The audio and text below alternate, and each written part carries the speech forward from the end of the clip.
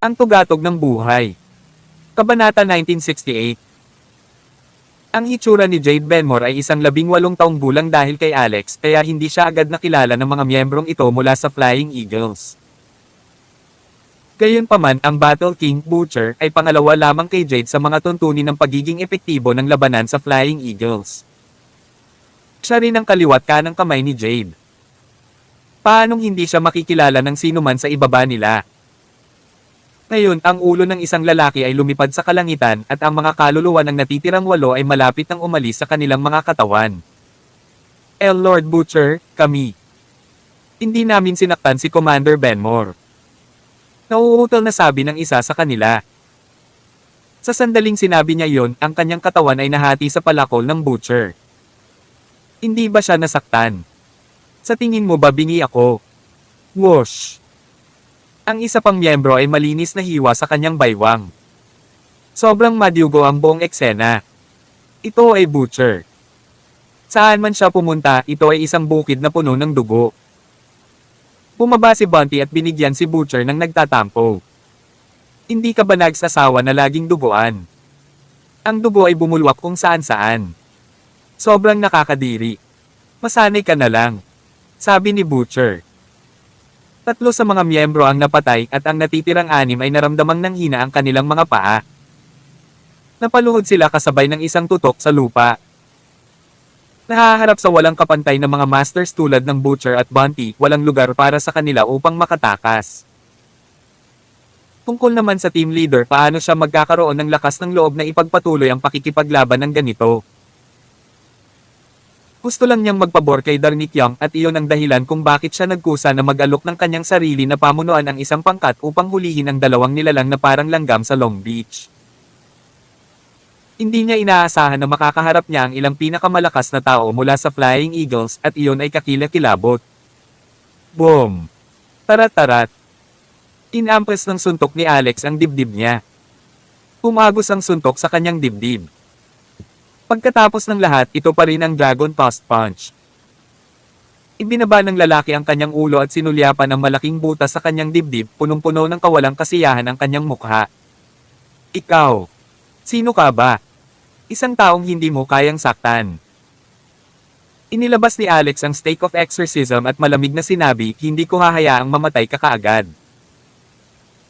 Ilalagay ko ang iyong kaluluwa sa stake of exorcism na ito at maghahanap ng pagkakataong ipadala ka sa impyernong-impyerno. Hahayaan kitang manatili doon magpakailanman para tamasahin ang sakit at kalungkutan sa loob. Tinawakan ni Alex ang kanyang kamay, biglang inagaw ang kaluluwa ng lalaki mula sa kanyang katawan, inihagis ito sa stake of exorcism.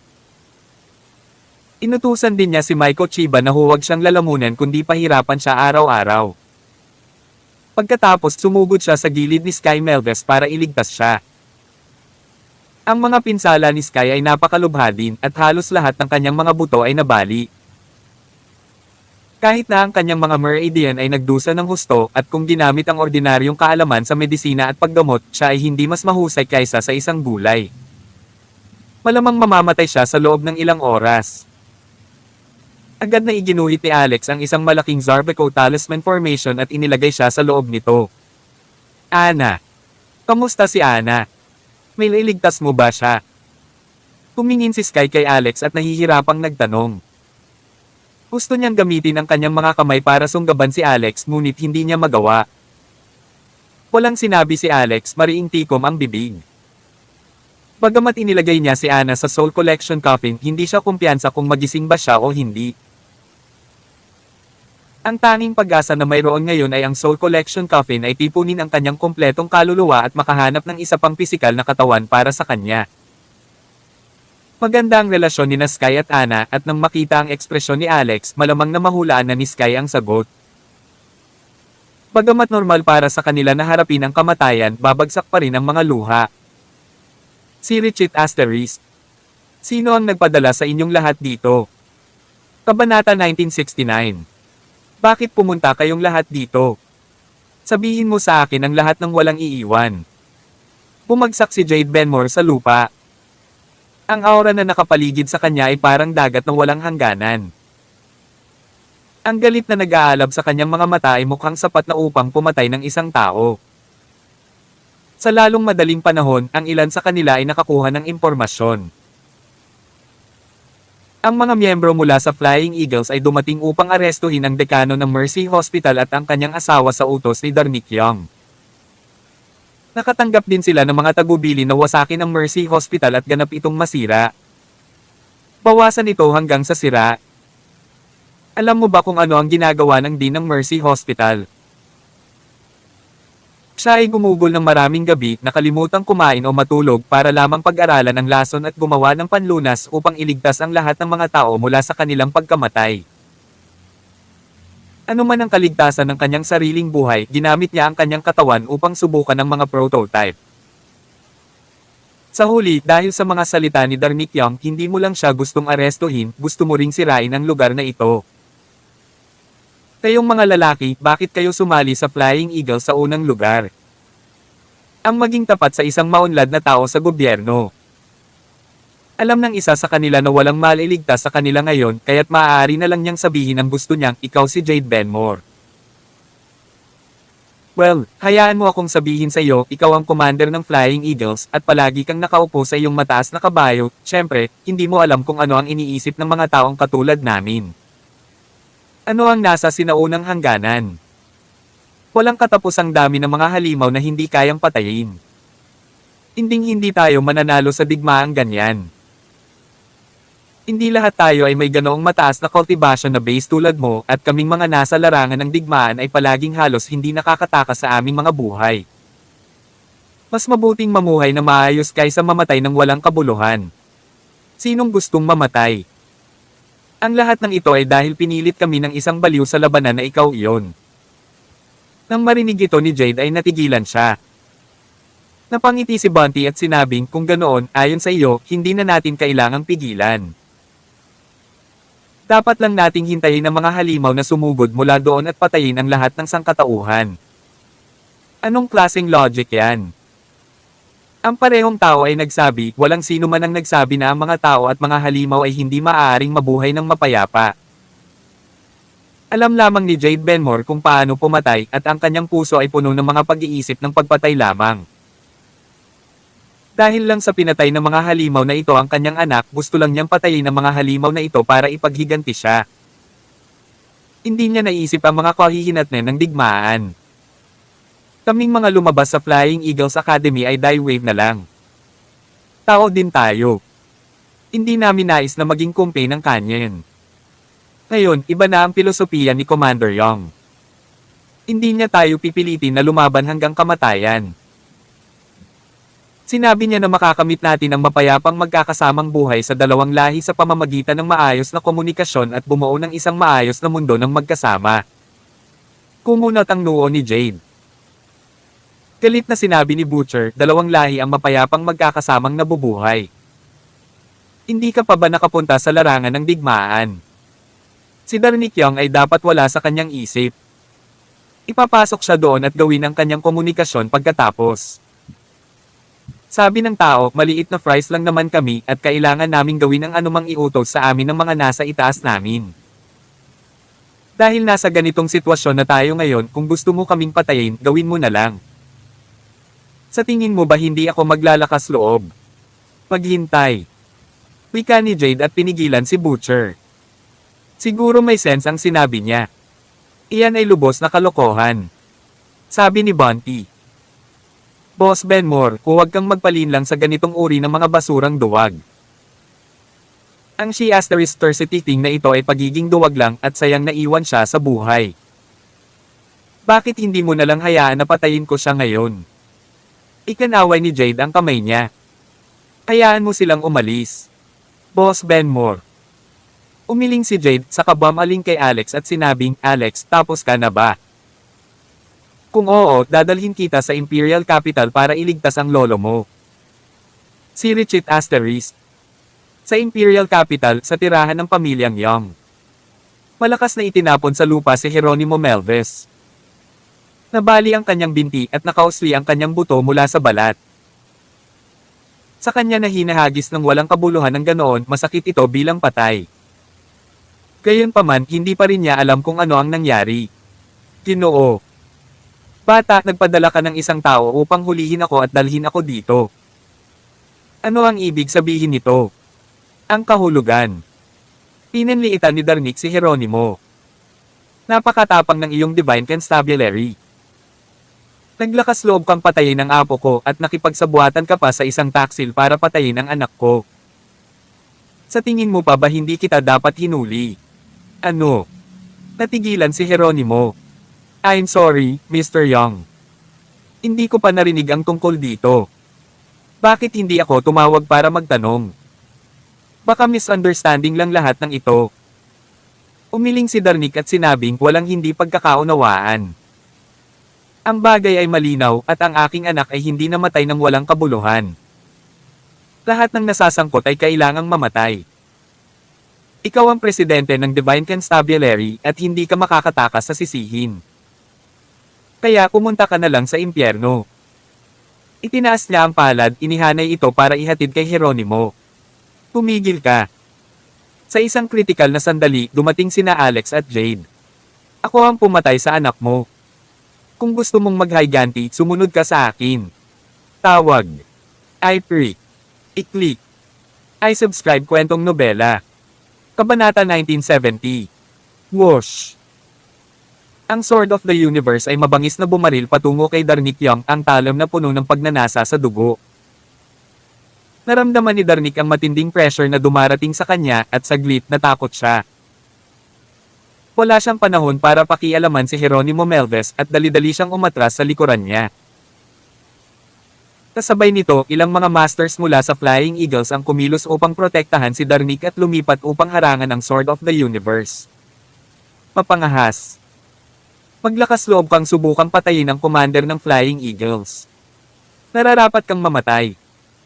Ang isa sa kanila ay sumugod sa ere na nagbabalak na patayin si Alex sa lugar. Ang cultivation base ng taong ito ay umabot na sa kaharian ng Spirit Severang at sa sandaling ang kanyang aura ay sumabog sa atmosfera, ang espasyo sa kanilang paligid ay nagyelo, walang hangganang nakamamatay na hangarin sa kanila. Stuart, kailan ka naging fan ng currying favor from the rich and powerful? Lumiwanag ang figure ni Jade at tumayo siya sa harap ni Alex. Bumaba ang palad niya at binasag ang nininigas na espasyo habang pinagmamasdan ng medyo may edad na lalaki na nagmamadaling umakyat. Ano? Napatingin ng mabuti kay Jade ang lalaking nagngangalang Stuart at natigilan. Mabilis siyang huminto, halata sa kanyang boses ang pagkagulat nang sabihin niya, ikaw. Ano ang relasyon mo ni Jade Benmore? Nagtaas ng kilay si Jade. Ako si Jade Benmore. Ano? Ikaw ba si Commander Benmore? Ikaw, paano ka naging napakabata? Habang nag-uusap sila, sumugod na si Alex papunta kay Jeronimo para protektahan siya. Nang makita ang kanyang pinsala, agad na nagalit si Alex. Lolo, sino ang bumugbog sa iyo ng ganito? Bilang Pangulo ng Divine Constabulary, inialay ni Jeronimo ang kanyang buong buhay sa bansa. Ngayon, mas matanda na siya at binubuli siya ng Flying Eagles. Ang kasalukuyang mga Flying Eagle ay ang hamak ng lipunan. Napangiti ng mapait si Jeronimo, Alex, hindi lang ako kasing galing ng iba. Humph. Umuso si Alex at sumisenyas sa kanyang espada. Inawakan niya ang talam at muling ibinagsak sa lupa at walang pakialam sa mga tao sa birthday party. Aniya, akala ko noong una na ang Flying Eagles ay makabayan, madamdamin, at isang pangkat na umiral para sa kapakanan ng mga tao at bansa, isa na gumuhit ng dugo at nagsakripisyo para sa kanilang pananampalataya. Ngunit ngayon naiintindihan ko na mayroon ding mga uod sa loob nito at medyo kaunti doon. Hindi na makakalipad ang Flying Eagles. Hindi pa sila malayong mamatay. Sa sandaling matapos magsalita si Alex, hindi mabilang na mga tao ang nakatingin sa kanya. Karamihan sa mga tao dito na pumunta sa birthday party sa Young Residence ay miyembro ng Flying Eagles.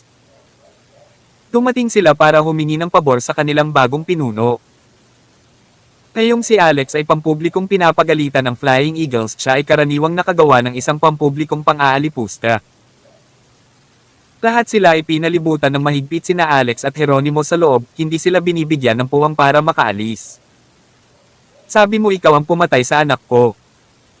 Pinapantayan ni Darnik si Alex ng matigas na tingin. Apo ka ba ni Jeronimo? Ikaw ang asawa ng babaeng din ng Mercy Hospital. Tama iyan. Sabi ni Alex. Buti naman inamin mo. Kung ganoon, ipaghihiganti ko ang anak ko. Makatuwirang patayin ka at ang iyong lolo.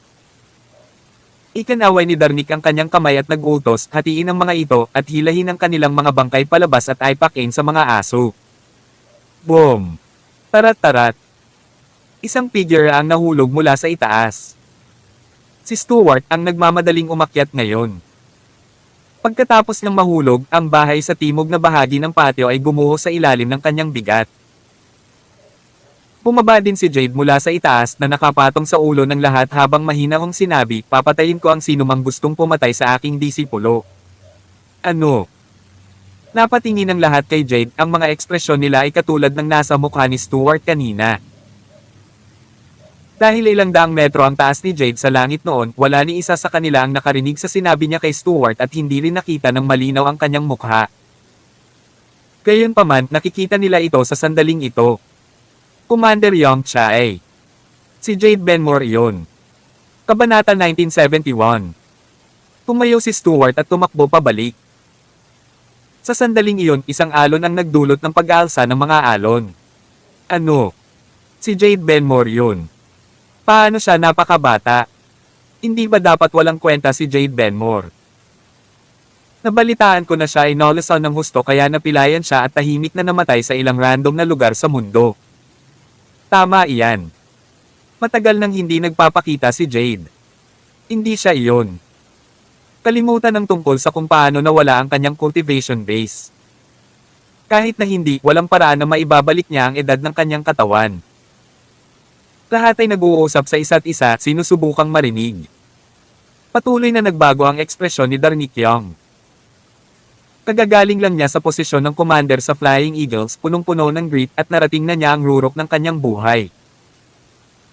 Sa loob lamang ng ilang araw, natamasa na niya ang mga benepisyo ng pagkakaroon ng kapangyarihan at awtoridad sa kanyang mga kamay. Dinala rin niya ang pamilyang Young sa isang hindi pa nagagawang taas at natural na ayaw niyang isuko kung anong kapangyarihan ang mayroon siya ng napakabilis. Hinding-hindi siya papayag na kunin ng sinuman ang kanyang posisyon.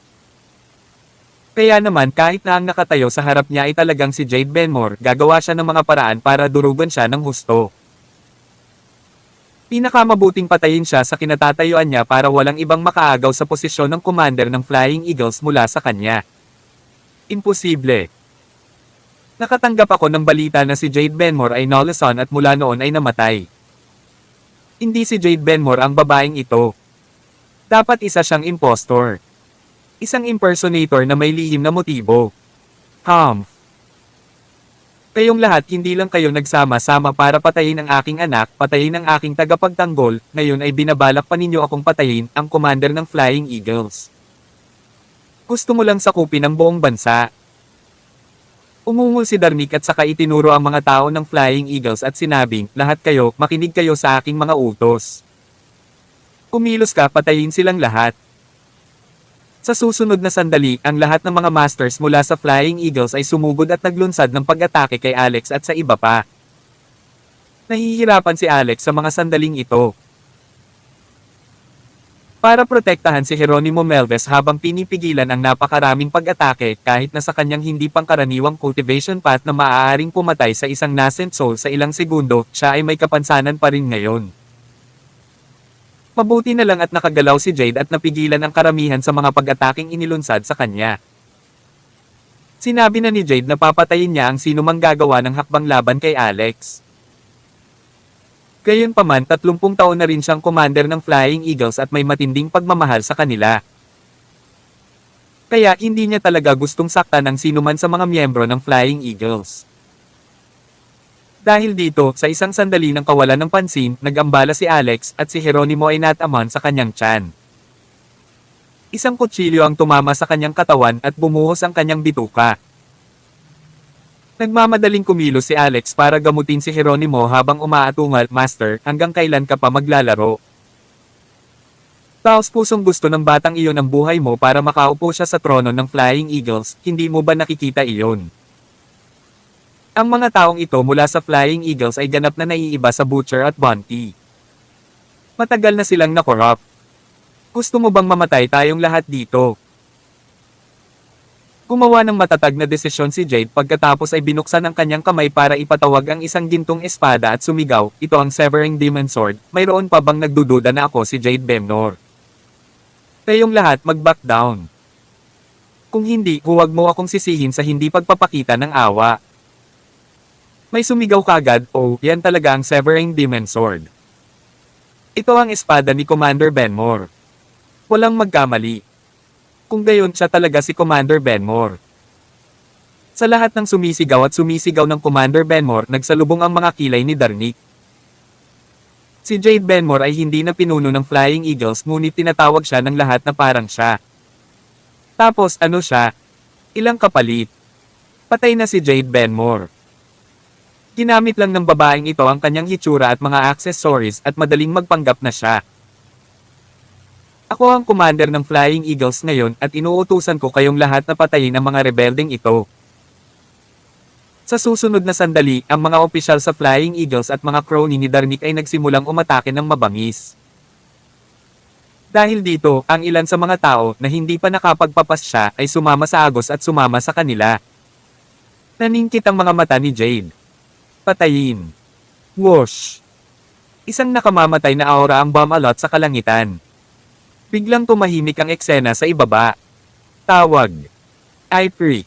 I-click. I-subscribe kwentong nobela. Kabanata 1972. Pinutol ang mga paa at maraming ulo ang gamulong sa lupa na puno ng dugo saan man tumingin ang mata. Ang espada ni Jade Benmore ay pumatay ng higit sa 20 tao. Nakakamatay na tahimik ang eksena. Si Darnik Young ay hindi patay ngunit ang kanyang buong katawan ay nanginginig. Naramdaman niya ang takot sa kamatayan sa kaibuturan ng kanyang sarili. Siya ang patriarka ng pamilyang Young, ipinanganak sa linya ng militar at isa ring opisyal ng gobyerno na may mataas na posisyon. Gayunpaman, gaano na ba katagal ang bansang ito ay nasa digmaan? Maliban sa digmaan sa sinaunang hangganan, halos walang anumang malaking labanan na naganap sa mga normal na eroplano ng bansa. Isa pa, hindi pa siya nakakatapak sa sinaunang hangganan. Hindi pa rin niya naharap ang karanasan ng pakikipaglaban sa isang magsasaka na nakatayo sa tuktok ng sangkatauhan. Si Darnik ay palaging may malaking mali siya sa babaeng commander, si Jade Benmore, at sinubukan ng kanyang makakaya na palitan ito. Noong huling pagkakataon sa pulong ng pagpili ng commander, siya ang nag-udyok nito at kinuha ang posisyon para sa kanyang sarili. Gayunpaman, sa sandaling ito talagang naiintindihan niya ang takot na si Jade Benmore. Gulat na napatingin si Stuart kay Jade, hindi makapaniwalang naglakas loob siyang pumatay ng tao. Ang bawat isa sa mga taong ito ay kinatawan ng mga pamilya ng gobyerno at may hawak na makapangyarihang puwersa sa likod nila. Kung susumayan ang lahat ng puwersa sa likod ng mga pamilyang ito, kahit ang general manager ng bansa ay maiinggit sa kapangyarihang hawak nila. Jade, nababaliw ka na ba? Alam mo ba ang kahihinatnan ng paggawa nito? Itinuro ni Stuart ang tambak ng mga bangkay sa lupa. Pawang mga mahuhusay na magsasaka na sinanay ng mga napakalaking pamilya sa bansa sa kanilang dugo at luha at naging mga haligi ng kinabukasan ng bansa. Ngayong pinatay mo sila sa isang suntok, mababaliw ang pamilya nila. Umagalpak ng tawa si Jade. Niyanig ng tawa niya ang malalaking punong nakapaligid sa kanila. Mga basura lang na ganito at karapat-dapat silang tawaging mga haligi ng kinabukasan ng bansa. Tinitigan ni Jade si Stuart. Sabihin mo sa akin, ano ang nagawa nila para sa mga tao ng bansang ito? Ilang halimaw na ba ang napatay nila o mga banyagang kaaway? Wala naman di ba? Sa tingin ko, hindi alam ng mga taong ito kung nasaan ang sinaunang hangganan, tama ba? Hindi kailangan ng bansa ang mga hamak na langgam na marunong lamang mag-curry ng pabor. Ganoon din sa iyo. Paano kung ako, si Jade Benmore, ay magdesisyon na patayin sila? Sino kayang gumawa ng kahit ano sa akin? Pinutol ni Jade ang isang kahangahangang figure at siya ay tumingin sa kadakilaan. Umalangaw-ngaw sa kanilang paligid ang kanyang mga salita. Hindi man lang naglakas loob na tumingin sa kanya ng diretso si Stuart. Sa sandaling ito, inabot ni Jade ang hangin at hinayla si Darnik. Darnik Young, dahil naupo ka na sa commander seat sa Flying Eagles, kailangan mong maging karapat-dapat sa pangalan. Kung hindi mo at alam mo lang kung paano gamitin ang iyong kapangyarihan para sa pansariling pakinabang, muli akong hahabol sa iyo. Pagdating ng panahon, wala ka ng pagkakataon. Itinapon niya si Darnik pagkatapos noon at sinabi kay Alex, "Let's go." Binuhat ni Alex si Geronimo, binigyan ng mahabang tingin si Darnik bago tumalikod at iniwan ang pamilyang Young kasama si Jade. Labis na natukso si Alex na takbuhin si Darnik gamit ang kanyang espada. Siya ang nag-utos na arestuhin ang kanyang lolo at pinatay si Anna. Pansamantala niyang ilalagay ang utang na ito sa isang tabi at darating upang kolektahin ito sa hinaharap. Si Darnik ay commander na ngayon ng Flying Eagles at hawak niya ang pinakamataas na antas ng awtoridad. Ang pagpatay sa kanya sa harapan ng napakaraming tao ay mag-aakit lamang ng malaking gulo. Hindi rin siya papayagan ni Jade pero kaya niya itong gawin ng patago. Si Richit Asterisk. Boom! Tarat-tarat. Tila sa sandaling makaalis sina Alex at Jade sa tirahan ng pamilyang Young, inihampas ni Darnik ang palad sa mesa, nabasag ang mesa pati na rin ang mga mangkok at kagamitan sa ibabaw nito. Ang kanyang lakas ay hindi sapat. Gayunpaman, sa pagtingin sa lupa na may 12-12 ng mga bangkay na nagkalat dito, pati na rin ang malalalim na pilat sa lupa na naiwan ng espada ni Jade, maliwanag kung sino ang may higit na lakas dito. Itong si Jade Benmore. Iniisip niya dahil lang sa mataas ang kanyang cultivation base na hindi siya magagapi sa mundong ito at magagawa niya ang anumang gusto niya sa Amerika. Alinmang paraan, ang bansa ay pag-aari nating mga opisyal at siya ay isang hamak na babae. Isang inabando ng babae. Tumingin si Stuart kay Darnik at pamulong, "Commander Young, hinaan mo ang boses mo." Nakakatakot ang babaeng ito, si Jade. Baka marinig ka pa rin niya at kung marinig niyang tinatawag mo siyang inabando ng babae, baka mabaliw siya. Natahimik agad si Darnik nang marinig iyon. Ilang sandali pa bago siya muling nagsalita, "I'm Flying Eagles Commander. Kailangan ko bang matakot sa kanya?" Ang Flying Eagles ay palaging isang functional na departamento ng gobyerno ng Amerika. Pinayagan lang siyang maging commander ng mga ito sa loob ng ilang taon. Sa tingin ba niya ay siya na ang may-ari ng departamento ngayon? Kami pa rin ang gumagawa ng mga desisyon at siya ay isang allopiers na sumusunod sa mga utos. Kabanata 1973. Mataas ang cultivation base ni Stuart at alam na alam niya ang mga bagay na nangyari sa sinaunang hangganan. Gayunpaman siya ay isa ring speculator. Hindi maliit ang kanyang ambisyon at gusto rin niyang maging commander ng Flying Eagles. Nakakalungkot lang na nagmula siya sa isang hamak na background at ang kanyang lakas sa Flying Eagles ay hindi napapansin. Gamit ang mga ordinaryong paraan, imposible para sa kanya na maupo sa trono ng Flying Eagles. Gayunpaman, kasama si Darnik Young bilang commander, nagkaroon siya ng pagkakataon. Hangga't kaya niyang kontrolin si Darnik, hindi ba't katumbas iyon ng paghawak sa Panginoon at pagkontrol sa kanyang mga basalyo. Iyon ang dahilan kung bakit kailangan niyang tiyakin na si Darnik ay nakaupo ng matatag sa trono at napanatili ang posisyon ng commander. Pinili ni Darnik ang sandaling ito para sabihin, "Stuart, pumunta ka at imbestigahan mo ang lahat ng magagawa mo sa apo ni Geronimo. Ang aking anak ay hindi namatay sa walang kabuluhan. Dapat mamatay ang Beastard na ito." "Commander, hindi na kailangan iyon," sabi ni Stuart. "Alam ko." Ang kanyang pangalan ay Alex Rockefeller at siya rin ay disipulo ni Jade Benmore. "Teka, Alex Rockefeller. Bakit parang pamilyar ang pangalan?" sabi ni Darnik. Kamakailan, nagkaroon ng kaguluhan sa internasyonal na komunidad. Maraming bansa ang nagpilit sa Amerika na ibigay si Alex. Sa tingin ko ang taong nagdulot ng kaguluhan sa Japan ay walang iba kundi si Alex. Nang marinig ito ni Darnik ay natigilan siya. Siya ba talaga ang sisire sa Mount Fuji? Ang pumasok sa isip niya ay kung gumamit si Alex ng parehong paraan, nawasak niya ang Mount Fuji sa pamilyang Young, hindi ba't nakakatakot iyon? Mahirap sabihin sa gabi habang sila ay natutulog, maaaring magkaroon ng boom at ang buong pamilyang Young ay wala na. Masyadong nakakatakot ang taong ito. Hindi niya basta-basta hinahayaan ang taong ito na malayang gumala at kailangan siyang alisin ni Darnik sa lalong madaling panahon. Napakabilis, nakaisip siya ng isang napakatalino na diskarte. Sinulyapan niya ang mga bangkay na nagkalat sa lupa at sinabing, ang mga taong ito, na orihinal na mga disipulo ng malalaking pamilya, ay pumunta sa Flying Eagles na may mabuting hangarin at gustong maglingkod sa bansa. Hindi inaasahan na sila ay mamamatay sa kamay ng kanilang mga kababayan bago pa man sila makapag-ambag sa larangan ng digmaan. Stuart pumunta at ipaalam sa kanilang mga pamilya. Papuntahin sila at kunin ang mga bangkay. Naningkit ang mga mata ni Stuart. Oo, Commander. Hindi nagtagal, ginawa ang mga tawag. Dumating ang mga pamilya ng 20 plus na katawan at nakuha ang masamang balita. Kasabay nito, masasabing lahat ng mga nakatataas sa bansa ay galit na galit. Ang mga kilalang pamilya ng mga opisyal na ito ay agad na nagpadala ng mga tauhan sa tirahan ng pamilyang Young.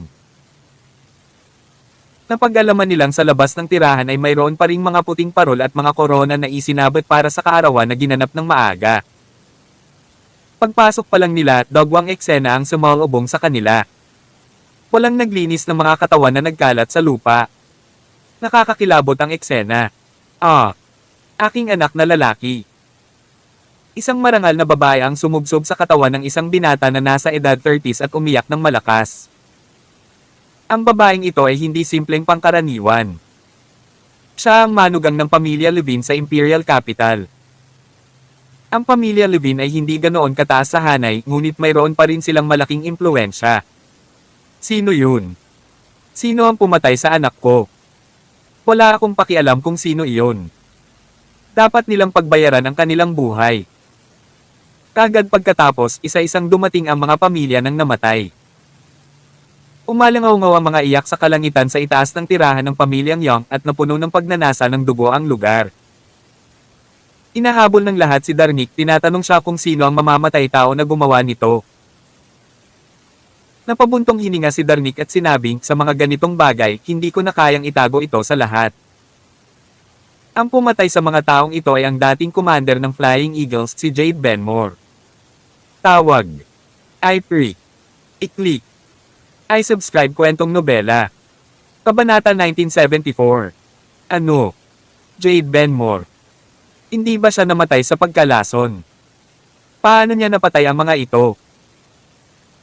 Dahil ba ang babaeng iyon ay ninakawan ng kanyang posisyon bilang commander ng Flying Eagles, kaya siya ay nagalit at nagngangalit at pumunta dito para makipagpatayan? How dare she? Palagi kong iniisip na isa siyang responsable at makatarungang babae, kasi nungalingan pala ang lahat. Naglagay siya ng harapan para sa mga tao. Marami na siyang napatay sa atin. Kahit na ang kanyang kamatayan ay hindi makapagpapawi sa kanyang pagkakasala. Ang mga taong nagpunta dito ay karaniwang mga pamilya ng mga mula sa gobyerno. Ang mga taong ito ay karaniwang nakaupo sa kanilang matataas na kabayo at hindi nagbibigay ng anumang kahalagahan sa iba sa kanilang mga mata. Kahit na mayroon din silang ilang kaalaman sa mga pangyayari sa sinaunang hangganan, hindi nito pinataas ang kanilang paggalang kay Jade. Ang manugang na babae mula sa pamilya Levine ay bumaling kay Darnik na may pulang gilid ang mga mata at sinabing, Commander Young, ikaw na ngayon ang commander ng Flying Eagles. Ang lahat ng aming mga anak na namatay ay iyong mga nasasakupan. Mayroong isang mamamatay tao sa panahon ng kapayapaan, umiikot sa pagpatay ng mga tao ayon sa gusto nila. Hindi mo ba pangungunahan ang iyong mga tao upang dalhin si Benmore sa hustisya? Si Jade Benmore ay may maraming mga tagumpay sa ilalim ng kanyang sinturon, sabi ni Darnik. Regardless kung totoo o mali, lahat sila ay nakarehistro sa hepe. Bukod dito, ang taong ito ay napakalakas at ang mga ordinaryong tao ay hindi niya kalaban. Ano pat nang umalis siya, kasama niya ang ilang makapangyarihang mga amo. Sa lahat ng mga ito ay pinagsama-sama, sila ay isang puwersa na dapat isaalang-alang. O, maliban kung ano? Maliban kung ang hepe ay nagbigay ng utos na magpadala ng mga armadong tropa upang sugpuin siya. Hindi yun magiging problema. Makikipag-ugnayan kami sa lahat ng 36 na pamilya at gaganapin ang Grand Conference. Si Richit Asterisk. Sa kabilang banda, dinala muna nina Jade at Alex si Jeronimo Melves sa pamilya Melves. Hindi nila alam na pinag-iisa ni Darnik ang hindi mabilang na mga pamilyang may mahahalagang impluensya at nagplanong magdaos ng Grand Conference at pilitin ang hepe na maglabas ng utos na bumuo ng krusada laban kay Jade. Sa sandaling ito lamang natuklasan ni Alex na si Nicholas Dyer na masipag na nagtrabaho sa pamilya Melves sa loob ng mga dekada ay patay na. Ang matandang ito ay minsang nagligtas kay Brittany at sa kanyang ina at nagkaroon din ng cancer noong nakaraan.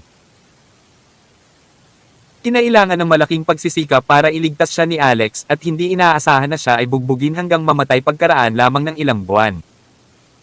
Nako, napakawalan diyan ng mga Flying Eagle. Talagang walang awa silang kumilos sa isang mahinang tao. Ano ang silbi ng pagkakaroon ng isang departamento na may mga taong tulad nito? Namula ang mukha ni Jade at parang sinampal siya sa mukha. Siya ang nagtatag ng Flying Eagles. Ngunit nakatutok lamang siya sa larangan ng digmaan.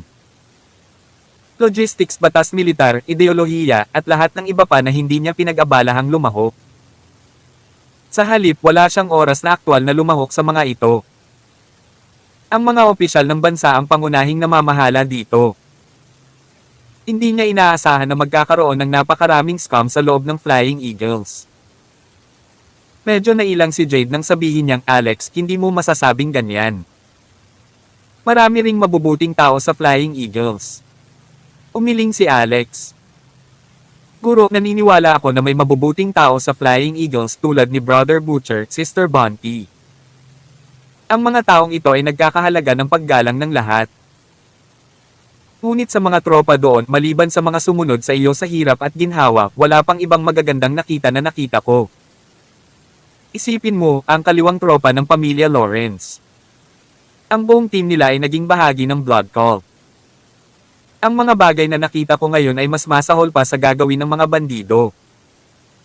Guro, ang mga Flying Eagle ay bulok hanggang sa mga ugat. Parang mansanas, kapag bulok na ang kalahati, hanggang kailan pa kaya ang kalahati? Hindi man ito bulok ngayon, unti-unti itong lalamunan at sakupin ng bulok na bahagi.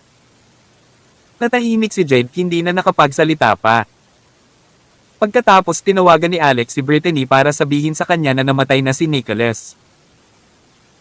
Nagulat si Brittany at agad na sinabing lalapit siya para magbigay ng huling respeto sa kanya.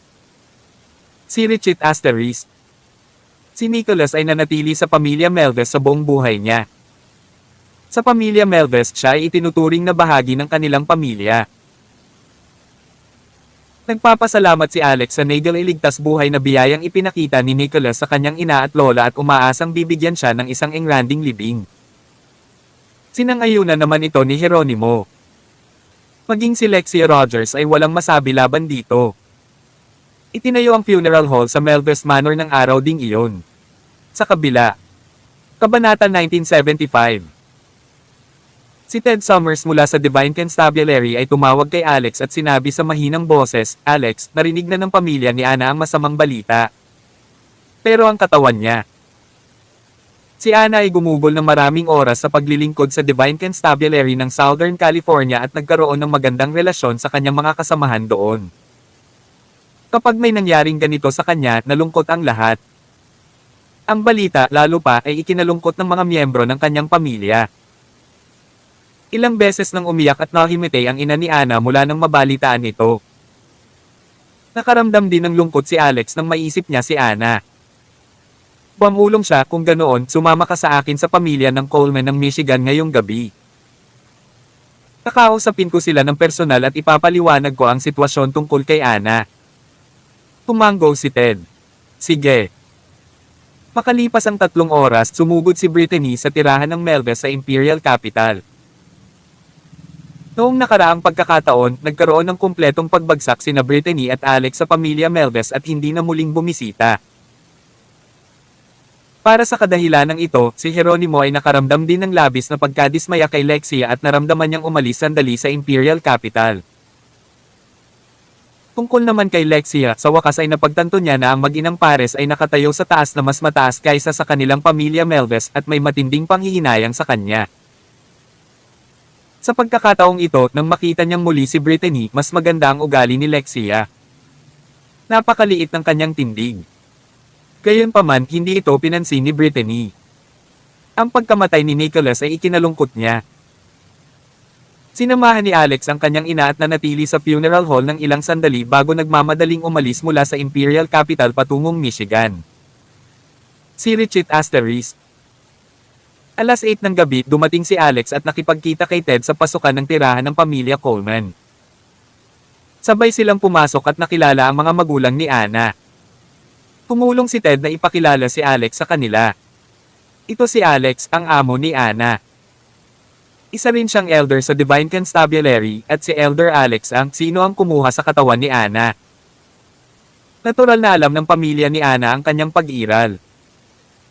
Sabi ng nanay ni Anna na may luha sa kanyang mga mata, Elder Alex, wala na ngayon ang anak ko. Pakiusap, ibalik ang kanyang katawan. Sa akin.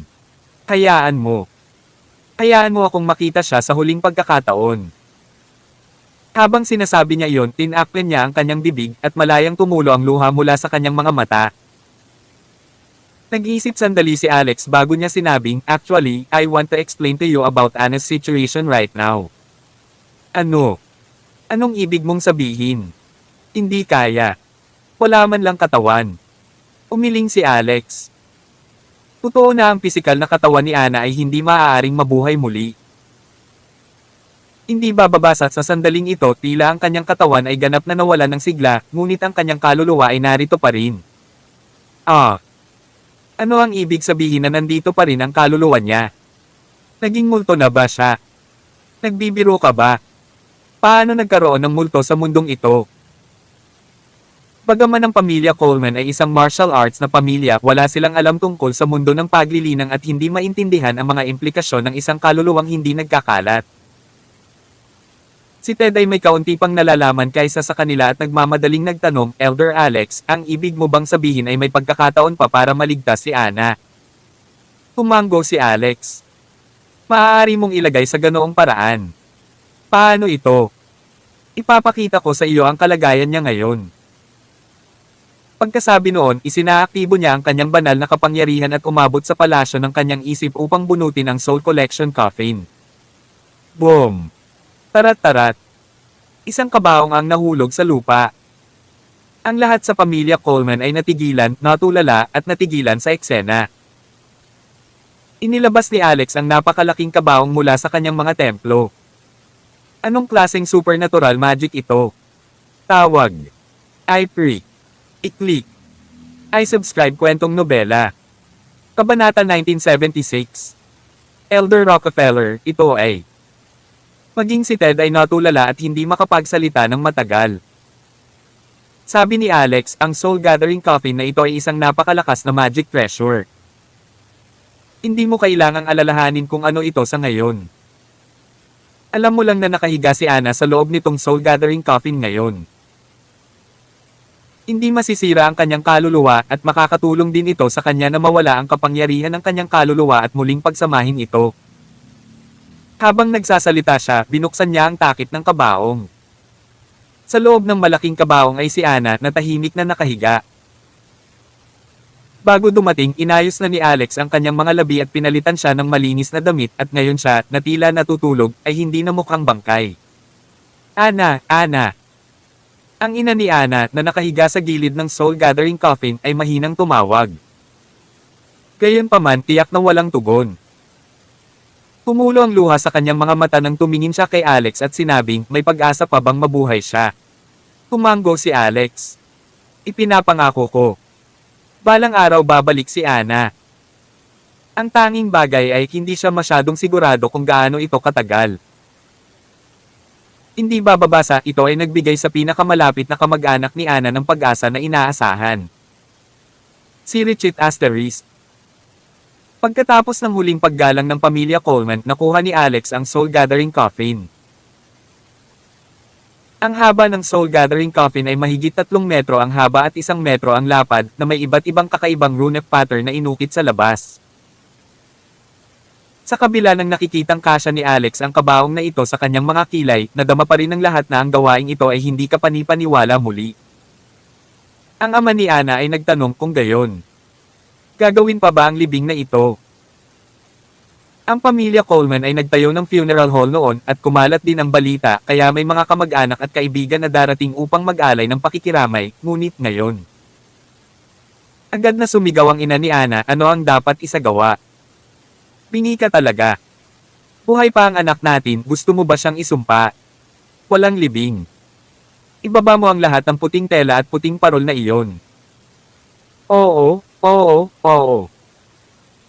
Tawagan ang iyong mga kamag-anak at kaibigan at sabihin na ito ay isang pagkakamali ngayon lamang. Buhay pa ang ating Ana, malubhang nasugatan at ipinadala sa ibang bansa para gamutin. Tapos isa-isang tumingin silang lahat kay Alex. Master Rockefeller, dapat mong iligtas ang aming Ana. Mabait na bata talaga si Ana. Siya ang ipinagmamalaki ng aming pamilyang Coleman. Hanggat mabubuhay si Ana, handa kaming isakripisyo ang anumang bagay. Sa sandaling ito, nakatanggap si Alex ng maraming mga mensahe ng pag-asa. Pagkatapos mag-isip tungkol dito, lumapit si Alex sa matandang amo ng pamilya Coleman at sinabing, Mr. Coleman, nalulungkot din ako sa nangyari kay Ana. Mayroon din akong responsibilidad na hindi ko maiwasang hayaan siyang harapin ang sitwasyong ito ngayon. Ang matanda ay hindi bata at hindi maganda ang hitsura. Exhausted expression niya. Kumaway ang kamay niya, bamantong hininga siya. Elder Rockefeller, hindi na kailangang humingi ng tawad. Mula nang pumasok si Ana sa Divine Constabulary, talagang handa na tayo sa pag-iisip. Pinayuhan namin siya noon kung talagang hindi nararapat para sa isang batang babae na gawin ang isang mapanganib na trabaho, ngunit siya ay ipinanganak na may pakiramdam ng hustisya. Wala na tayong magagawa. Ito ay ang kanyang sariling pagpili ng landas. Kami, bilang isang pamilya, tahimik lang siyang suportahan. Makikita na si G. Coleman ay napakaunawa at matuwid. Sa ilalim ng kanyang pamamahala, ang mga miyembro ng pamilyang Coleman ay napaka-harmonious din sa isa't isa. Pinitiwan ni Alex ang kamay at kumuha ng elixir. Ito ay isang pinahusay na bersyon ng rejuvenation pill kung saan ang enerhiya ng golden pellet na nabuo ng sinaunang ipinagbabawal na sining ay idinagdag, pati na rin ang kaunting banal na kapangyarihan na hindi lamang nakapagpapagaling ng mga sakit at nagpapalakas ng katawan, kundi pati na rin dagdagan ang haba ng buhay ng 20 taon. Older Master, nakikita ko na wala ka sa mabuting kalusugan ngayon. Sa rate na ito, hindi ka maaaring tumagal ng higit sa 2 taon. Nang marinig iyon, ang lahat sa pamilya Coleman ay nalungkot sandali. Sa kabaligtaran, ngumiti ang matanda at sinabing, mamamatay din ang mga tao. 83 taon na akong nabuhay. Matagal na akong nabuhay. Walang dapat ipag-alala. Sabi ni Alex, may elixir ako dito. Dapat mong kunin. Kung kukunin mo, mabubuhay ka pa ng 20 taon. Ano? 20 taon pa ng buhay, mayroon pa bang divine pill sa mundo? Nagulat ang lahat mula sa pamilya Coleman. Ngunit nang maiisip nila ang mga makamulto at hindi mahuhulaan na pamamaraan ni Alex, naramdaman nila na maaaring totoo ito. Excited din ang matanda. Sino ang hindi gustong mabuhay ng ilang taon? Gayunpaman nang isipin niya kung gaano kahalaga ang isang Pildores na lumalaban sa langit, umiling siya. Hindi ko ito karapat-dapat, Elder Rockefeller.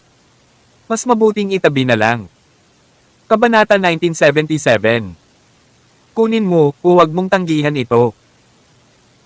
Ang ganitong uri ng elixir ay hindi partikular na bihira para sa akin at umaasa ako na sa susunod na paggising ni Ana, nakatayo ka pa rin sa harap niya ng malusog. Sa pagkakataong ito, nang hindi na hinintay na magsalita ang matanda, inihagi sa kanya ni Alex ang elixir. Gamit ang kanyang kamay, isang misteryosong pakete na nakabalot sa tableta, ay pinilit na lumabas ang nakapagpapagaling na kapangyarihan nito at naging isang bola ng enerhiya na bumalot sa mga butas ng ilong ni Elder Coleman, at pagkatapos ay kumalat sa mga meridian ng kanyang buong katawan. Nakita ito ng mga tao sa kanilang sariling mga mata. Ang kanyang katawan ay naging mas matatag at malusog sa bilis na nakikita ng mata. Ang kanyang mukha ay kumikinang ng maliwanag, ang kanyang mga mata ay may kislap, at maging ang kanyang buhok, na puro puti, ay umitim ng husto. Ah! Pare, ang buhok niya, naging itim talaga. Ito ay kamangha-manghang. Look, guys, bigla na lang, parang mas bata siya ng ilang dosenang taon. Ito ay hindi kapanipaniwala. Ito ay talagang isang banal na intervention. Sa sandaling ito, ang paghanga ng pamilya Coleman para kay Alex ay parang tubig ng Mississippi River, walang tigil na umaalingaw-ngaw. Di nagtagal sa tulong ni Alex natapos ni Elder Coleman ang pagsipsip ng kapangyarihang panggamot. Sa pagkakataong ito, biglang gumalaw ang kanyang chi sa kanyang katawan. Isang kaluskos ng buto papang ang narinig. Nag-iba bigla ang aura niya parang espadang nasasakupan. Ang kanyang mga mata ay nagbuga ng maningning na liwanag. Patriarch. Pulalas ni Ted. Tumawa din ng malakas ang matanda. Hindi ko akalain na ako, si Holden Coleman, ay magkakaroon ng araw upang umakyat sa ranggo ng Patriarch. Ito ay talagang hindi maisip. Pagkatapos sabihin ang mga salitang ito, yumuko siya kay Alex at magalang na sinabi, "Salamat sa biyaya ni Master Rockefeller. Hinding-hindi ako mangangahas na kalimutan ito." Napangiti si Alex. Ang isang master ng clan para sa kanya ay matagal nang nawala sa paningin. Ngayon sa Rockefeller Manor, bilang karagdagan sa batang Winifred, halos walang sino man na ang lakas ay mas mababa sa sect master. Maging ang kanyang biyanan na si Claire ay pinilit ni Dorothy na itaas ang kanyang cultivation. Bagamat hindi inaasahan ang pakikipag-away, imposibleng mabuli siya ng mga ordinaryong tao. Sa sandaling ito, biglang may umugang sa labas ng pinto. Parang may sinipa. Kagad pagkatapos noon ay isang sumasabog na sigaw, "Holden Coleman, ikaw na matandang immortal, umalis ka rito." Ang tunog ay napakalakas at umalingaw-ngaw sa buong pamilya Coleman. Hindi nagtagal tumakbo ang anak ng isang pamilyang Coleman na duguan ang mukha, "Lolo, hindi maganda." May nagmamadaling pumasok. Sino ito? Malamig ang mukha ng pinuno ng pamilya Coleman. Nagkataon lang na na-promote siya bilang master ngayon at may nagmamadaling pumasok. Hindi ba ito ang tamang oras para petalasin ang kanyang espada? Pagkatapos niyang magsalita, may lumipad na anino. Sa unang tingin, ito ay isang junior ng pamilya Coleman. Bumagsak siya ng husto sa lupa, ngunit ang kanyang ulo at leeg ay nasa kakaibang mga anggulo. Ang taong ito ay patay na. "Anak ko, anak ko." Isang babae mula sa pamilya Coleman ang umiyak at sumugod sa bangkay. Ang junior na iyon na wala pang 20 taong gulang ay talagang pinatay. Sinong impyerno ito? Kung sino man ang maglakas loob na pumatay sa apo ko, sisiguraduhin kong dadanak ang dugo. Sa sandaling ito, isang matandang babae ang pumasok at nagsabi na may kakaibang ngiti, "Ako ito." Holden Coleman, naaalala mo pa ba ang matandang babae? Tawag.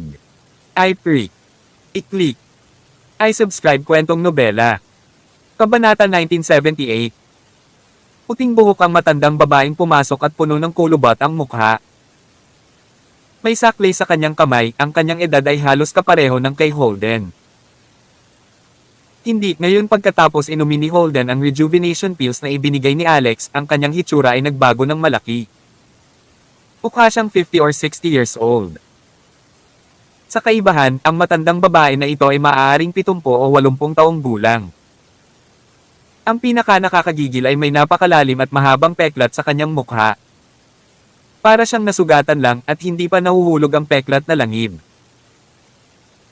Isang sulyap at akulay na iyon ay mga alupihan na nakahiga mula sa gilid ng kanyang mata hanggang sa gilid ng kanyang bibig. Mababaliw na ngayon sa galit ang pamilya Coleman.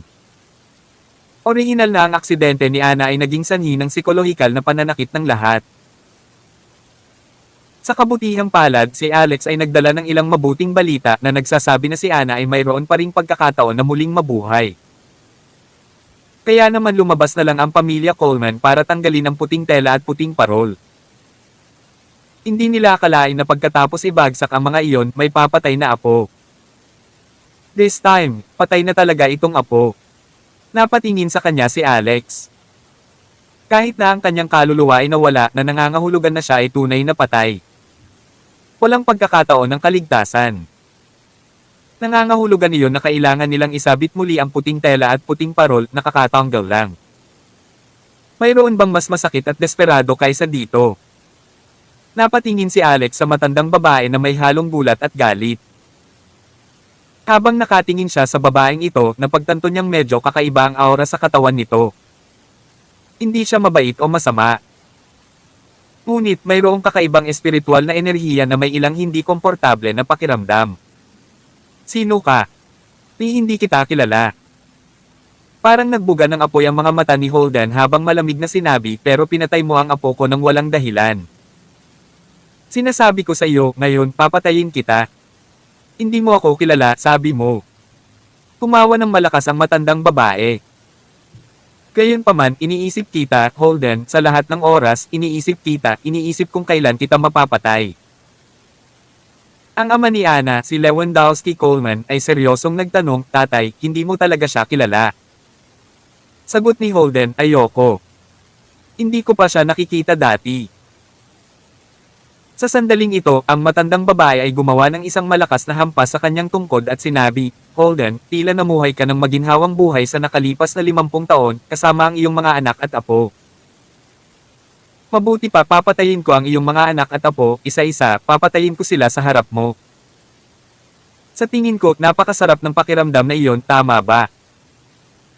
Galit na sumigaw si Lewandowski, matandang babae, sa tingin ko ay baliw ka. Nagtanong ang matandang babae, nagkamali ba ako? Hindi ba Holden Coleman ang pangalan ng iyong ama? O, ang pangalan ba ng iyong ama ay Byron Jarrett? Nang marinig ni Holden ang pangalan ni Byron Jarrett, parang naalala niya ang isang nakaraang pangyayari. Sinilip niya ang matandang babae sa kaliwat kanan at nagtatakang nagtanong, ikaw si Eunice Murphy. Hahaha, Holden, sa wakas, hindi bulag ang mga mata mo at nakilala mo ako. Puno ng galit ang mukha ng matandang babae. So, may huling salita ka bang sasabihin?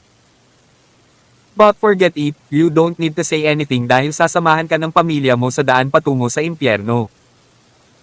Tanong ni Lewandowski, tatay, kilala mo ba siya? Sino siya? Hindi umimik si Holden.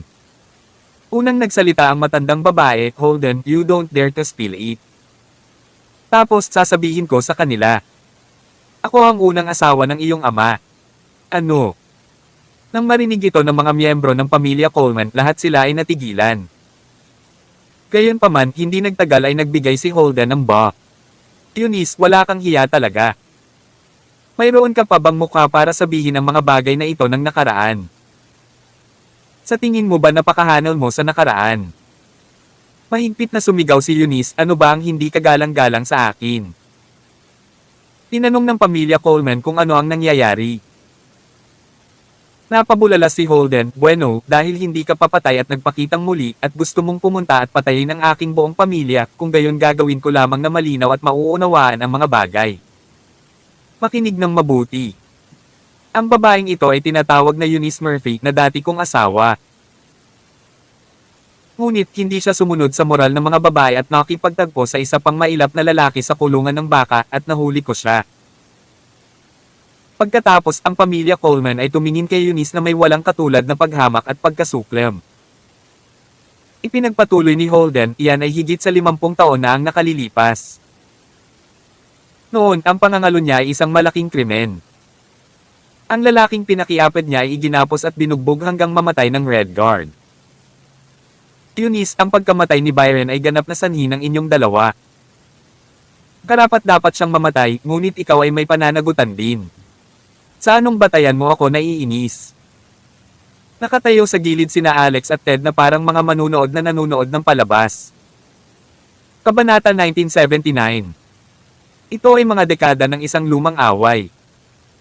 Dahil sila ay mga tagalabas, hindi nararapat na makialam ngayon. Umisi si Eunice, mga kalokohan at sophistry ito. Si Byron ang orihinal na manliligaw ko. Childhood sweethearts kami. Nagkaroon kami ng pribadong buhay. Ikaw ang nagpilit sa aking ama na ipakasal ako sa iyo na naghiwalay sa amin ni Byron. Ikaw ang may kasalanan. Umiling si Holden. Kung alam ko lang na nagkakaroon na kayo ng premarital affair ni Byron, hinding-hindi na kita pinakasalan. Or me, I was gullible enough to believe your bullshit, to believe you na hindi na mula ang kwebe dahil sa sayaw. Ako ay tanga. Kaya kita pinakasalan, selfie. Galit na galit si Eunice. Inampes niya ang kanyang tungkod at ginawang butas ang mga tile sa sahig. Holden, ngayon kahit anong sabihin mo, malilipol ang pamilya Coleman mo. Noon, tumalon ako sa bangin ngunit nakaligtas.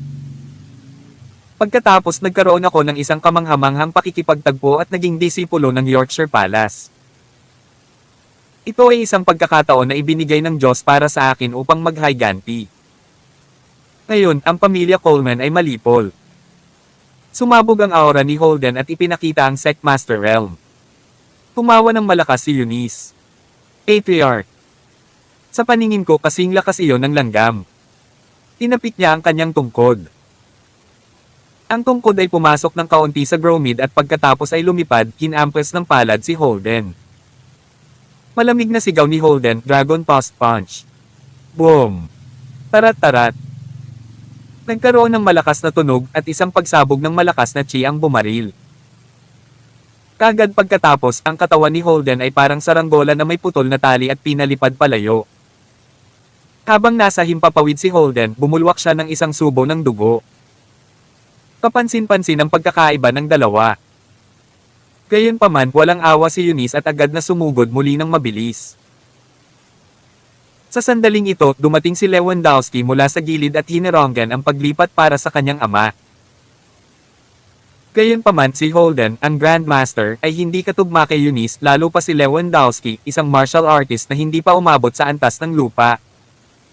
Nagbackhand si Eunice at ibinaba ang palad. Gusto niyang patayin si Lewandowski.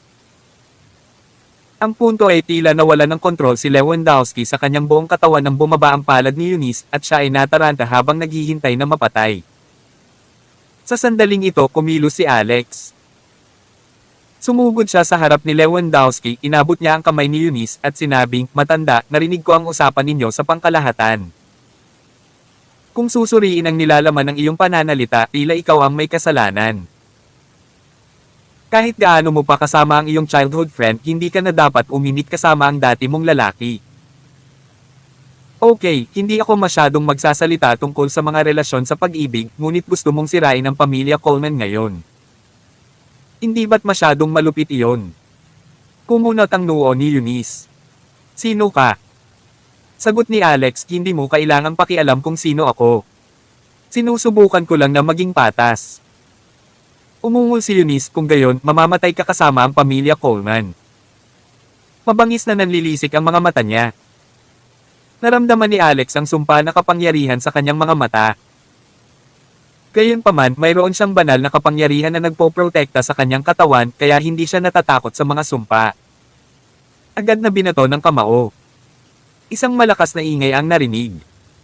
Inampes nito ng malakas ang dibdib ni Eunice.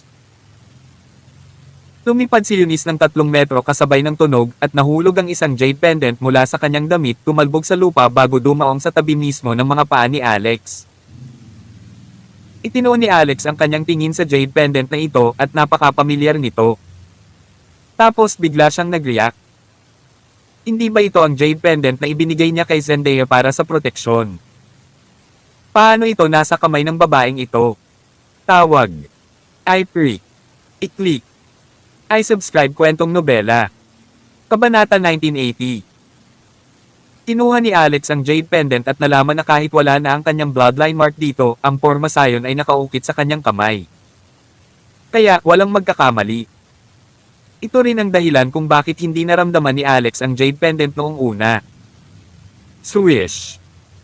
Sumugod si Alex kay Eunice sa isang kisap mata. Binuhat siya, tinanong niya, sabihin, saan mo nakuha itong jade pendant? Malamig ang kanyang boses at ang hangarin na nakapatay ay pinilit ang pagsabog ng aura na naging sanhi ng pag-alog ng katawan ni Eunice. Paanong hindi niya akalain na magkakaroon ng ganoon kalakas na tao sa kaharian na ito? Pumalik siya sa lugar na ito nang may matinding kahirapan. Noong una, akala niya ay makakagala siya sa mundo at hindi magagapi, ngunit ngayon ay nauwi sa walang awa na sinampal sa mukha. Hindi pa niya napatay ang ilang tao at ang kanyang mahusay na paghihiganti ay hindi pa napaghihiganti. Pero, nauwi siyang parang manok sa kamay ng lalaking nasa harapan niya. Spill. Kung hindi mo sasabihin sa akin, ipapatikim ko sa iyo kung ano ang pakiramdam ng magmakaawa para sa iyong buhay at mamatay. Ang boses ni Alex ay parang galing sa impyerno. Hindi lamang si Eunice ang nakaramdam ng takot, ngunit maging ang mga miyembro ng pamilyang Coleman at si Ted, na nasa tabi niya, ay nakaramdam din ng hindi sinasadyang panginginig sa kanilang mga gulugod, na natigilan sa siksik sa nakakatakot na hangarin ni Alex na pumatay. Tanong ni Ted, Elder Rockefeller, ito, ano ang nangyari? Sinaman ang tingin ni Alex si Eunice at hindi nagsalita. Nanginginig si Eunice at sinabing, ako, pinulot ko ito sa mga lansangan. Boom! Tarat-tarat. Ibinagsak siya ni Alex sa lupa. Ang lupa ngayon ay nagkaroon ng malaking bunganga. Sa kabutihang palad ang paglilinang ng matandang babaeng ito ay hindi mahina dahil naabot niya ang core formation. Kung hindi siya ay bagsak sa kamatayan. Nagsisinungaling ka. Nalaman agad ni Alex na hindi ito nagsasabi ng totoo at agad na itinuro ang kilay ni Eunice at ginamit ang kanyang soul banishing touch ng mabangis. Dahil mataas ang cultivation level ni Alex at ang kanyang espiritual na kapangyarihan ay tumaas, ang kanyang soul banishing touch ay tumaas din, at ito ay maraming beses na mas malakas kaysa noong una niya itong ginamit noon. Isang malungkot na sigaw ang pinakawalan ni Eunice makalipas ang 2 segundo, nanginginig ang buong katawan at bumubula pa ang bibig. Ang ganitong uri ng pagpapahirap na kahawig ng pagpunit ng kaluluwa ay hindi isang bagay na kayang tiisin ng mga ordinaryong tao. Ang mga balahibo ng pamilya Coleman ay tumayo at puno ng takot matapos marinig ang tunog na iyon. Magsasalita ako. Hindi na nakatiis si Eunice at malakas na nagmamakaawa. Malinaw niyang napagtanto na kung magpapatuloy ang pagpapahirap na ito, malamang na mababaliw siya at magiging psychopath. Inangat ni Alex ang kanyang soul banishing touch, magsalita ka at dali. Sinabi ni Eunice, kinuha ito sa isang babaeng naghihingalo. Isang namamatay na babae. Muling kumirot ang puso ni Alex. Sabihin mo sa akin ng malinaw, sinong namamatay na babae? Pinatay mo ba siya? Hindi tanga si Eunice. Kinabahan at baliw si Alex. Malaki ang kinalaman nito sa orihinal na may-ari nitong jade pendant. Nagmamadali niyang sinabi, hindi ko siya pinatay. Naghihingalo na siya nang makarating ako sa kanya. Sabihin mo sa akin ng malinaw, anong uri ng babae? Tumingin siya sa mga 25 or 26 years old, mahaba ang buhok, nako, medyo descended ang tiyan niya, parang buntis. Natigilan si Alex. Buntis. Sinulyapan niya si Eunice at sa sumunod na sandali, inabot niya ang kamay niya sa kilay nito. Sa kaibuturan ng kanyang kaluluwa, sumigaw siya, kung ayaw mong maging tanga, subukan mong isipin siya. Sa loob ng 10 Wheels Earth Incantation na iniwan ni Saitagarba kay Alex ay isang magic seal na tinatawag na Seal of Past and Present Life, na nagpapahintulot sa isa na hanapin ang nakaraan ng isang tao mula sa kanilang trajectory. Ginagamit na ngayon ni Alex si Eunice bilang medium para hanapin ang nakaraan. Buzz. Pakiramdam ni Eunice ay sisubog na ang utak niya. Kabanata 1981. Masyadong masakit. Pilit niyang inisip ang hitsura ng babae. Ang Seal of Past and Present Life ay nagbigay ng malaking pinsala sa isang medium. Kung hahanapin ni Alex ang nakaraan ng walang patutunguhan, hindi niya malalaman kung hanggang kailan niya ito hahanapin. Gayunpaman, sinubukan niyang isipin ang sandaling iyon na para bang mayroong isang tiyak na coordinate na maaaring magpadali kay Alex upang mahanap ang node ng oras na iyon. Whoosh! Hindi mabilang na mga eksena ang lumitaw sa isip ni Alex. Iyon ang mga nakaraan na naranasan ni Eunice. Ang mga eksenang iyon ay mas matingkad pa kaysa sa impresyon sa isip ni Eunice. Sa oras na ito, tila naglalakad siya sa loob ng isang time tunnel mula sa kasalukuyan hanggang sa nakaraan. Hindi nagtagal ay natagpuan ni Alex ang node na iyon. Nakita niyang dumaan si Eunice sa isang lugar sa isang madilim na kagubatan. Nakita niya ang babae na nakasandal sa isang malaking puno. Puno ng mga bahid ng dugo ang babae. Malaki ang tiyan niya na parang mangganganak na siya. Sinapo niya ang kanyang tiyan gamit ang isang kamay, samantalang ang kamay ay nakahawak sa isang jade pendant. Sa sandaling iyon, naramdaman ni Alex na parang may kung anong bumulusok ng malakas sa kanyang puso. Ito ay dahil nakita niya ito ng malinaw, ito ay walang iba kundi si Dia Stormer. Siya. Talagang buntis. Inakalkula ang oras, halos nangyari ito sa oras na iyon.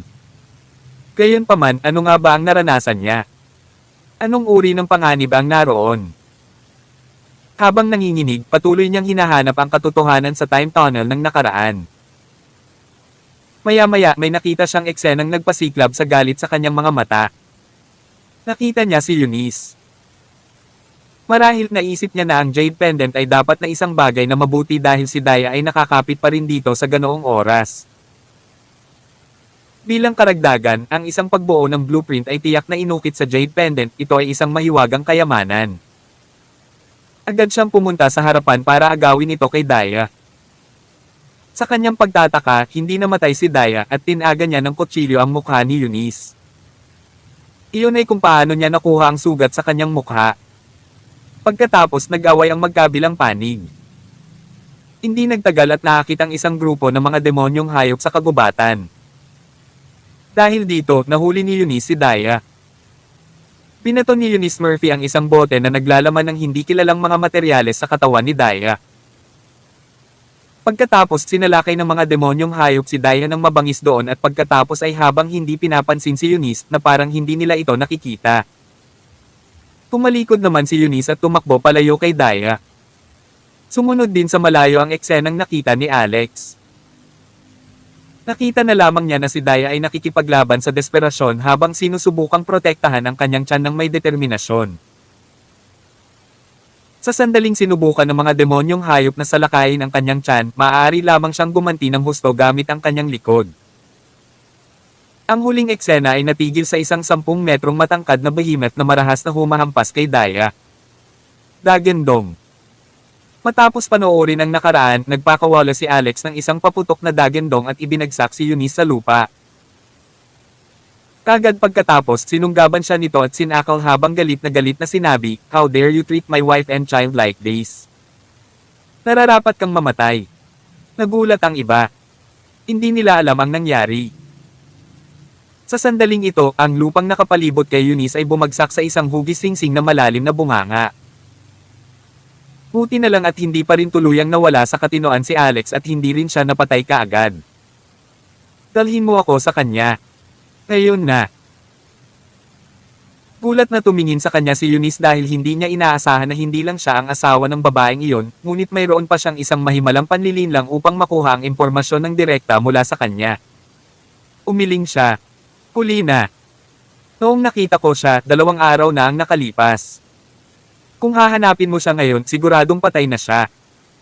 Gusto ko siyang makita kung buhay pa siya at gusto ko ang bangkay niya kung patay na siya." Sa hindi inaasahang pagkakataon, tinuro ni Eunice si Holden at nagpropose ng kondisyon kay Alex. "Oo, kaya kitang dalhin sa kanya pero may kondisyon ako na kailangan mong patayin ang lahat ng pamilya Coleman. Kung hindi, masisiguro kung hindi mo mahahanap ang iyong asawa at anak sa buhay na ito." Tawag. I-Pre. I-Click. I-Subscribe Kwentong Nobela. Kabanata 1982. Nang marinig ang pahayag, ang iba sa pamilya Coleman ay natigilan. Napatingin ang lahat kay Alex dahil sa takot. Natakot sila na papayag siya sa kahilingan ni Eunice. Kung tutuusin, tila ang asawa at anak ni Alex ang nasa panganib ngayon. Sabik ding tumingin si Ted kay Alex nang sabihin niya, "Elder Rockefeller, hindi ka dapat makinig sa kanya. Ang pamilya Coleman ay pamilya ni Anna." Sinabi ni Alex kay Eunice, "Sa katunayan, tinahak ko lang ang landas na tinahak mo kanina. I wanted to keep you just because medyo na-curious ako sa background mo. Ngayon, nagbago na ang isip ko." Pagkasabi niya noon ay naglabas siya ng isang malakas na suntok. Sa hindi mapapantayang takot ng mga mata ni Eunice, dumapo ang suntok ni Alex sa kanyang dibdib. Sa isang iglap, isang malaking transparent na butas ang lumitaw sa kanyang dibdib. Nadurog ang puso sa loob. Patay na siya. Gayunpaman, hindi tumigil doon si Alex. Sa halip, kinaila niya ang kanyang kaluluwa palabas. Kung tutuusin, sinundan niya ang mga time node para hanapin ang nakaraan kanina. Kung hindi niya ito mahanap, maaari niyang ipagpatuloy ang paglalagay ng seal of past and present life gamit ang kanyang kaluluwa. Ipinikit niya ang kanyang mga mata at inalala ang rutang tinahak niya sa nakalipas na time-space. May kinumpirma siya, ang lugar kung saan matatagpuan si Daya ay walang alinlangan na isang lihim na kaharian. Sa madaling salita, ang pagsubok ng Stormers ay matatagpuan sa isang lihim na kaharian. Kung tutuusin ay may mga hinala si Alex bago ito dahil ang protective jade pendant na ibinigay niya kay Daya ay naglalaman ng kanyang blood essence sa loob nito. Kung hindi pa siya nakakalayo, naramdaman niya ito, ngunit ang totoo ay tuluyan na siyang nawala ng pakikipag-ugnayan kay Daya pagkatapos nitong simulan ang paglilitis. Hindi niya inaasahan na palihim itong pupunta sa ganoong lugar para manganak ng isang bata. Ano ang iniisip niya? Ang isa pang bagay ay ang pasukan ng lihim na kaharian ay matatagpuan na ngayon sa loob ng isang mansyon na pag-aari ng mga Stormers sa Imperial Capital. Mayroon akong kailangang asikasuhin. Aalis muna ako. Pagkasabi niyon ay agad na umakyat sa langit si Alex. Nais niyang mabilis na tumungo sa lihim na kaharian upang hanapin si Daya. Gayunpaman, hindi nagtagal pagkatapos niyang magmadaling lumabas, isang ideya ang biglang lumitaw sa isip ni Alex, ito ay ang banal na pag-iisip na pagmamapa mula sa kanyang Panginoon, si Jade Benmore. Umiral pa rin ang ibinahaging link ng habang buhay ng dalawang tao. Lumikha ito ng ilang uri ng ugnayan sa pagitan nila ni Jade. Malalim ang cultivation base ni Jade. Ngayong nabawi na niya ang kanyang cultivation base matapos iangat ang poison status, maaari na niyang gawin ang iba't ibang bagay. Halimbawa, ngayon ay maaari na siyang magpadala ng ideya ng direkta sa dagat ng kamalayan ni Alex. Magmadali at pumunta sa Rockefeller Manor. Mag-ingat sa malalakas na kaaway. Hindi niya sinabi ang eksaktong bagay, ngunit sa paghusga sa kanyang tono, masasabi niyang labis siyang nababalisa. Mag-ingat sa malalakas na kaaway. Ano ang ibig niyang sabihin? Hindi maintindihan ni Alex ang dahilan. Gayunpaman nang maisip niya ang huling eksena na sinunggaban ng mabangis na hayop si Daya, nabalisa siya, kaya wala siyang panahon na pag-isipang mabuti ang intensyon sa mga salita ni Jade. Naisip niya na ngayon ay may walang katulad na martial arts si Jade. Talaga, wala nang makakasakit sa kanya. Higit pa rito, ang Rockefeller Manor ay pinatibay ng kanyang pangangasiwa. Hindi niya kailangang mag-alala tungkol dito kaya patuloy siyang sumugod sa direksyon ng Imperial Capital. Laking gulat niya nang biglang may hamarang sa kanya. 20 o higit pang mga tao ang dumating at bawat isa sa kanila ay isang dalubhasa. Paghihiwalay ng espiritu, paghihiwalay ng espiritu, paghihiwalay ng espiritu, malalim na mistiko, malalim na mistiko. Napatulala siya agad. Napakalakas ng line-up na ito. 3 Spirit Severing Cultivator at 7 o 8 Profound Mystic Cultivator ang biglang dumating. Sino kayong mga tao? Ano ang sinusubukan ninyong gawin ng mga tao? Kabanata 1983. Tanong ni Alex sa mga taong iyon. Sa wakas ay naunawaan na niya ang ibig sabihin ni Jade nang sabihin nitong mag-ingat sa malalakas na kaaway. Sinusundan pala siya ng mga iyon. Si Richit Asterisk. Gayunpaman, hindi alam ni Alex ang itinaas na impyerno sa labas. Ito ay dahil mahigit 1 oras na ang nakalipas, ang gobyerno ng Amerika ay nagpadala ng isang opisyal na paunawa sa Japan pati na rin sa mga internasyonal na komunidad na nagbigay ng panggigipit sa Amerika. Ipinahayag nito na ang salarin sa likod ng pagkawasak ng Mount Fuji at hindi mabilang na mga casualty sa Mount Higurashi sa Japan ay tinawag na Alex Rockefeller. Ibinunyag pa nila ang lahat ng impormasyon ni Alex. Identification card, relasyon sa pamilya, background sa lipunan. Isang itinapon na bato ang nagpalaki ng 1,000 alon. Sa sandaling ipahayag ang balita, nagdulot ito ng kaguluhan. Sa loob lamang ng 1 minuto, ang media sa buong mundo ay nagmamadaling iulat at muling i-print ito. Agad na lumabas ang impormasyon ni Alex sa trending search sa iba't ibang media ng bansa. Ang platform na nag-publish ng kanyang impormasyon ay nag-crash kaagad dahil sa labis na trapiko sa web mula sa napakaraming mga bisita. Nagulat ang mga Amerikano. Nagulat ang buong mundo. Lalo na ang ilang nakakakilala kay Alex, tulalo silang lahat. Halimbawa, ang grupo ng alumni ng universidad.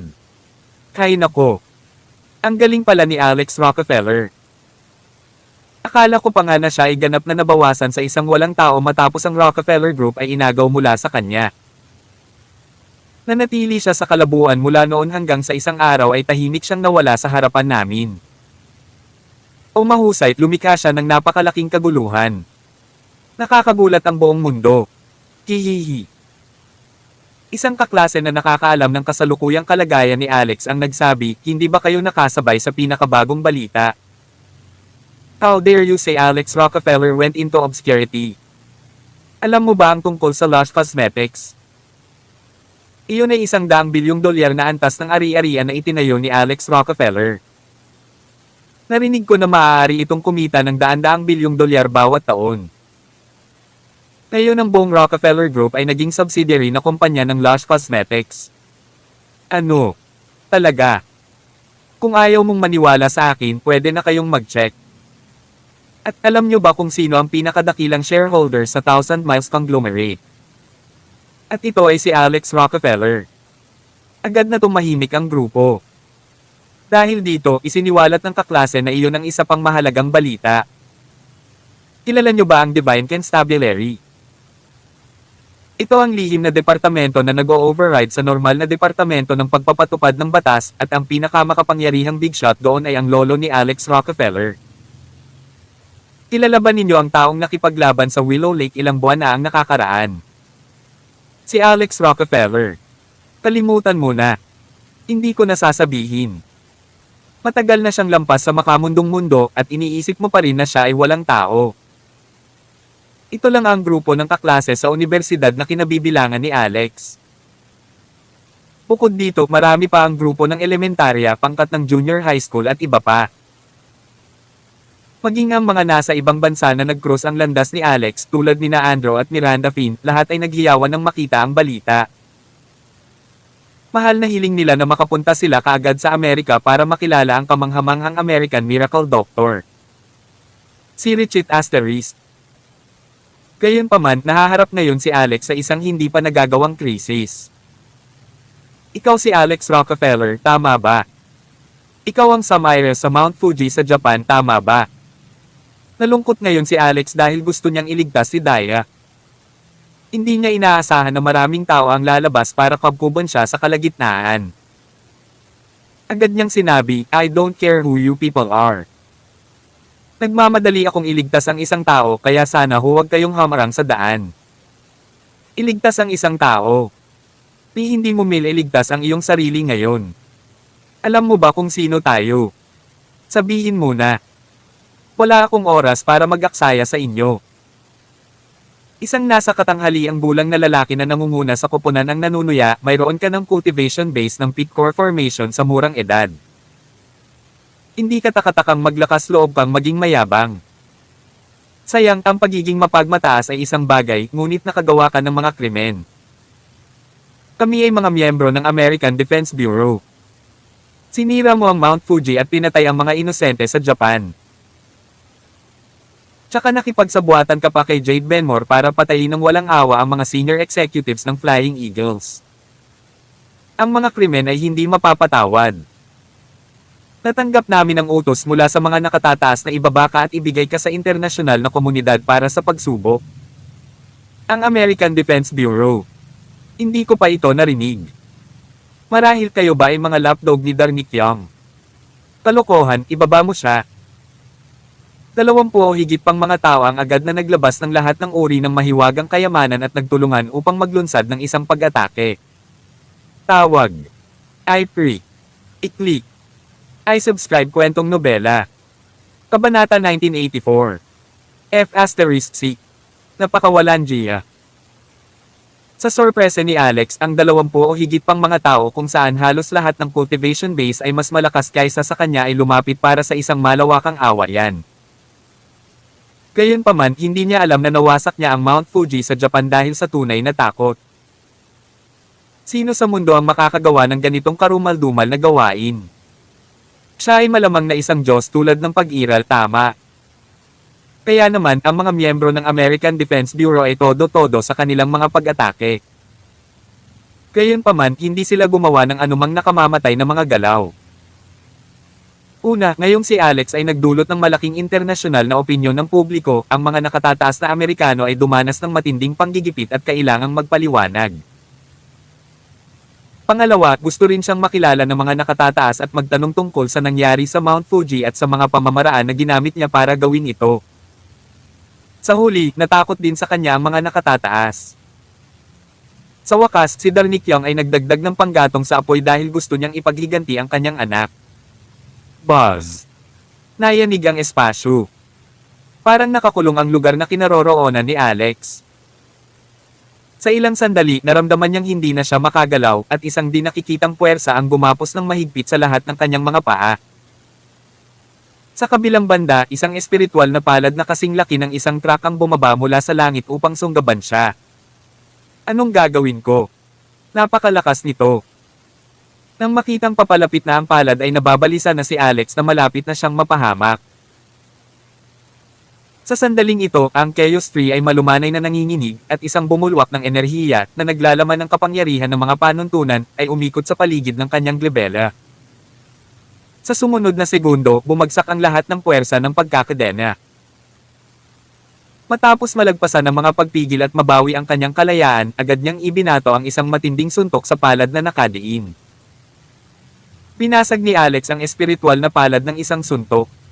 Tinusok niya ang palad. Kagad pagkatapos, ang palad na iyon ay nagkawatak-watek na parang isang avalanche. Sinamantala ni Alex ang pagkakataong mabilis na umatras. Ang eksenang ito ay nagulat sa mga miyembro ng American Defense Bureau. Ano? Maaari niyang sirain ang dimensional na bilangguan na pinagsanib puwersa nating likhain. Talagang sanay siya. Haha, old Gus, hindi ka ba mabibigo ng husto sa simpleng gawain? Tatakas siya. Sumunod ka sa kanya. Lahat magsikap ka pa. Kagad pagkatapos, ang 20 o higit pang mga eksperto ay humabol kay Alex ng galit na galit. Mayroong ilang mabibilis na lalaki sa mga tao na parang nagdadalubhasa sila sa pagtugis ng bilis. Natagpuan sila ni Alex na nahihirapan. Ang kanyang Sword of the Universe ay mabilis na lumipad, ngunit sa kanyang sorpresa, mayroong 2 tao na malamang na may talento doon na hindi naman mas mabagal kaysa sa kanya. Mayroon pa silang ilang uri ng malayo ang armas sa kanilang mga kamay. Espesyal silang ginawang baril. Ang mga bala ay espesyal na ginawa rin. Dumating sila na may isang uri ng paralisadong epekto. Ang mga putok ay nagdulot ng matinding sakit nang tumama sa kanyang katawan. Higit pa rito, ginadlangan pa nila ang kanyang mobility. Sa kabutihang palad, ang chi sa kanyang gininto ang core ay malakas upang mabilis niyang maalis ang masamang epekto. Oof! Oof! 2 bala pa ang tumama sa kanyang katawan. Napangiwi si Alex sa sakit habang umuungal, nagagalit ako. Let me warn you guys. Kapag nagalit ako, kahit ako ay matatakot sa sarili ko. Mas mabuting huwag mo akong pilitin. Magwala ka ngayon. Natawa ang isang lalaki habang sinabing, Alex Rockefeller, huwag kang gumanti. Walang saysay ang paghihiganti. Lalala lamang nito ang iyong sakit. Hindi mo ba masasabi na hindi namin ginagamit ang aming nakamamatay na suntok? Kung gusto ka naming patayin, matagal ka ng patay. Galit na galit si Alex. Sa sandaling iyon, isang banal na pag-iisip ang bumaba muli. Iyon ang banal na kaisipan ni Jade. Ang Rockefeller Manor ay sinasalakay. Si Dorothy Essex ay nasugatan. Bumalik ka dali. Buzz. Biglang namula ang mga mata ni Alex. Nasa bibig niya ang puso dahil hindi pa rin niya alam kung buhay o patay ang buntis na si Daya. Ngayon si Dorothy, na buntis ng quadruplets, ay nasugatan din. Nang makita ang 20 o higit pang mga miyembro ng American Defense Bureau na patuloy na nanliligalig sa kanya, napakalaki ng hangarin na pumatay sa kanya. Well, napakalakas ng hangarin ng pagpatay. Mag-iingat ka. Ang brat na ito ay lalaban para sa kanyang buhay at maaaring maglunsad ng isang pangwakas na hakbang. Lahat, mag-iingat. Nang maging maingat ang mga taong ito, nabuo ang isang buhay na libong talampakan na Bodger Phantasm ng Buddha sa likod ni Alex. Higit pa rito, ito ay sinamahan ng Buddhist na awit. Pagsamba. Pagsamba sa Triplet Treasure. Ito ay masyadong nakakagulat. Higit pa rito, nangyari pa ito sa kalangitan ng Michigan. Till then.